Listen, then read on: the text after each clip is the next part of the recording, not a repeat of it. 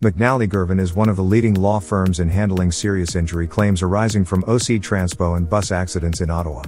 The drivers and owners of buses and other means of public transportation are subject to the same laws and regulations as other drivers and car owners. If you are injured while traveling on an Ottawa bus, you may be entitled to medical and other benefits.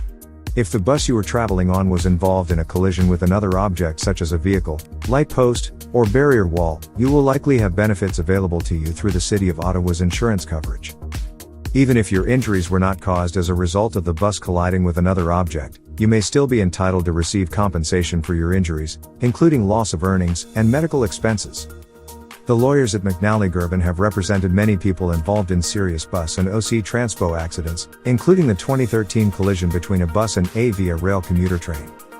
Compensation for serious bus and OC Transpo accidents often includes damages for pain and suffering, past and future losses of income, and past and ongoing medical and rehabilitation costs. If you have been involved in an accident involving a City of Ottawa bus or OC Transpo bus, our team of personal injury lawyers is here to help. We know every personal injury case is unique, and we work hard to ensure that our clients are fairly compensated.